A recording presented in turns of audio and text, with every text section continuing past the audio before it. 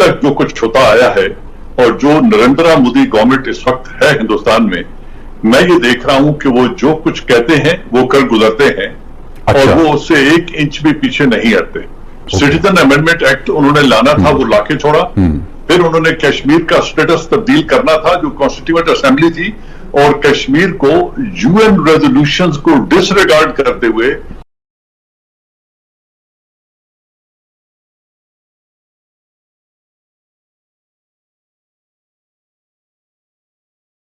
اگر آزاد کشمیر کو بچانا ہے، پاکستان کو بچانا ہے، تو آپ یقین کریں کہ آپ کو ایک بڑی مستحکم بنیادوں پر، مستقل بنیادوں پر ادھر کی تحریک کی طرف، کی مدد کی طرف دیکھنا ہوگا، ورنہ کبھی نہ کبھی ان لوگوں نے ہاتھ تو ڈالنا ہے. جو نریندر مودی صاحب کا جو جنون ہے وہ کس لیول پہ نظر آ رہا ہے آپ کو؟ کرونا کو چھوڑ کے کشمیر کے پیچھے اور کشمیر سے لے کر پاکستان کے پیچھے کیوں لگے ہوئے نظر آ رہے ہیں آپ کو یہ؟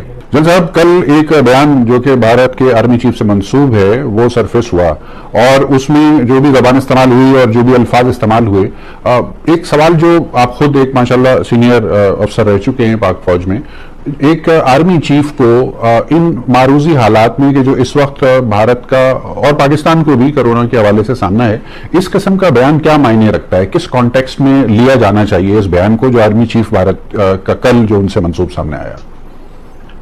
جی دیکھیے، بات یہ ہے کہ ابھی تک جو کچھ ہوتا آیا ہے اور جو نریندر مودی گورنمنٹ اس وقت ہے ہندوستان میں یہ دیکھ رہا ہوں کہ وہ جو کچھ کہتے ہیں وہ کر گزرتے ہیں اور وہ اس سے 1 انچ بھی پیچھے نہیں ہٹتے.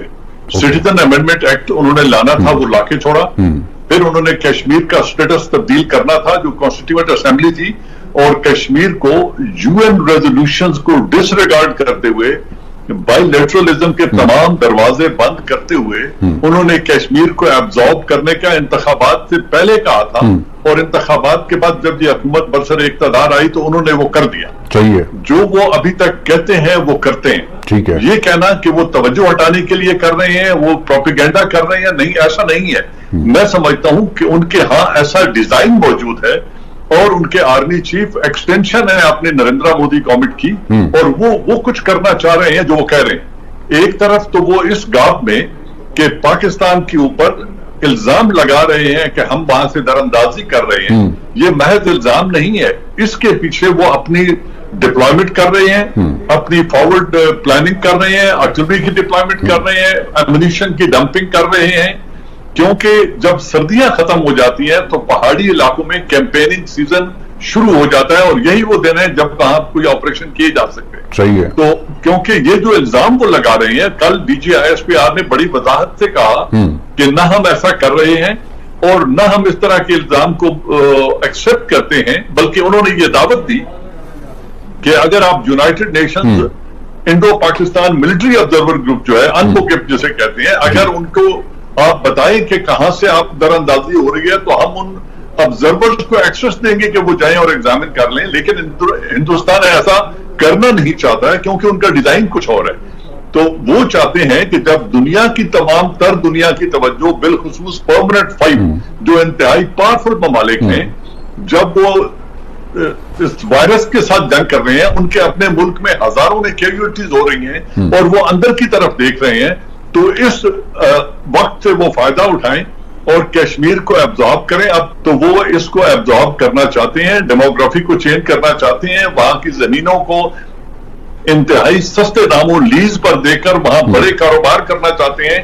اور مجھے یہ بھی ڈر ہے کہ وہ چونکہ اسرائیل اور امریکہ اس وقت ان کے ساتھ کھڑے ہیں، ہو سکتا ہے وہ اس کشمیر میں امریکہ کو بیسز دینے کا بھی کوئی معاہدہ کر چکے ہوں یا کوئی انڈرسٹینڈنگ دے چکے ہوں اسرائیل اور امریکہ کو بیسز دینے کی.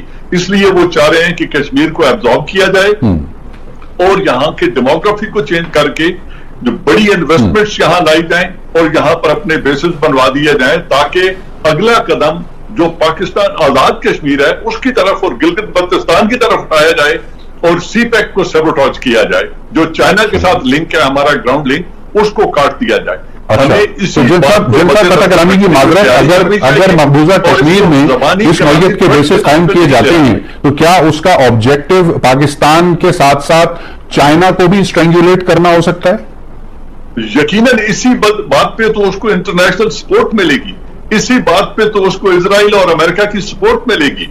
وہ سب سے بڑی مارکیٹ ہے اس خطے کی, اور اس مارکیٹ کے ساتھ ساتھ چائنا کے اگینسٹ جو چائنا اور یو ایس کی آپس میں رائیولری چل رہی ہے تجارت اور معیشت کے اعتبار سے, جو بڑھتی ہوئی معاشی انفلوئنس کو روکنے کے لیے امریکہ چاہتا ہے کہ چائنا کے جو روڈ بیلٹ انیشیٹو ہے اور جو بڑھتی ہوئی انفلوئنس ہے یوریشیا کی طرف اور سینٹرل ایشیا کی طرف, اس کو روکا جائے. اس سلسلے میں وہ چائنا کو, انڈیا کو آن بورڈ لینا چاہتا ہے, اور تبھی یہ کام ہوگا اگر وہ امریکہ کی یہ ڈیزائر پوری کریں. تو اس کے خلاف نہ کوئی ریزولوشن پاس ہوگا, نہ یونائٹڈ نیشن اس کے اوپر کوئی سینکشن لگائے گی, نہ امریکہ اس کے اوپر کوئی سینکشن لگائے گا, بلکہ دنیا کو بتانے کے لیے جس طرح ابھی ایک یو ایس کے کمیشن انٹرنیشنل ریلیجس ٹالرنس کے اوپر کمیشن کی رپورٹ آئی ہے, اس طرح کی زبانی کلامی تنقید آ جائے گی, کچھ کنڈمنیشن آ جائے گی, کوئی عملی قدم ہندوستان کے خلاف نہیں اٹھایا جائے گا کشمیریوں کے اعتبار سے. میں اس کو اس طرح دیکھتا ہوں. ٹھیک ہے جن صاحب, ساتھ ہی رہیے گا ہمارے.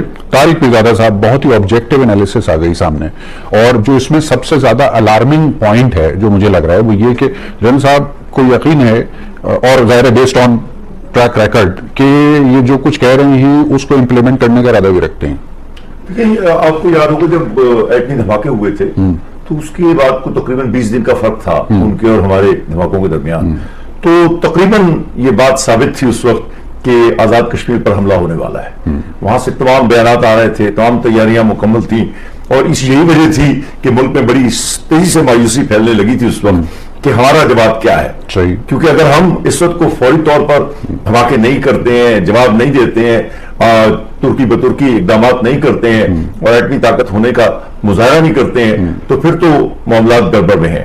اور وہاں سے براہ راست اب وہ یہ بیانات آ رہے تھے وزیر داخلہ, ان کے وزیر اعظم, سب لوگوں کے کہ بس اب آزاد کشمیر جو ہے ہماری اگلی منزل ہے. اچھا, میں آج بھی اے بی پی ٹیلی ویژن پہ 4:30 بجے پروگرام کر کے آیا ہوں, یہی گفتگو ہو رہی ہے. وہ چونکہ ان کے 8 لوگ مارے گئے ہیں فوجی, جن میں ایک کرنل بھی کوئی شامل ہے, تو وہ اس کو دہشت گردی وغیرہ جو ان کی زبان ہے وہ استعمال کر رہے تھے.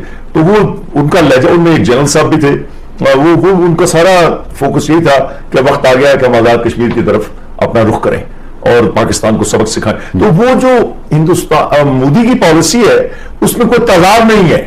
اچھا, جو پاکستان کے لوگوں کو سمجھنا چاہیے. یاد ہوگا ہم نے ایک پروگرام کیا تھا تو اس میں آپ نے مجھ سے کیلکولیشن پوچھی تھی کہ کیا کوئی کیلکولیشن کیسی رہی ہے, تو میں نے کہا کہ ان کی کیلکولیشن تو اب تک بالکل درست رہی ہے کہ ہماری طرف سے کوئی, پاکستان کی حکومت کی طرف سے میں کہہ رہا ہوں, کوئی بڑا رد عمل نہیں آئے گا, اور وہ اس کو لے کر چلتے رہیں گے, اور 1 سال گزر جائے گا اور کئی سال گزر جائیں گے تقریباً. اب وہ یہ سمجھ رہے ہیں کہ پاکستان کی حکومت اپنی ڈومیسٹک پالیٹکس جلدی سے کر لیتے ہیں چونکہ وقت کم ہے. ضرور. ایک تو یہ ہے کہ ان کا اندازہ یہ ہے ابھی بھی کہ پاکستان کی حکومت کسی بڑے اقدام کی طرف نہیں جائے گی اگر ہم نے کوئی کارروائی کی.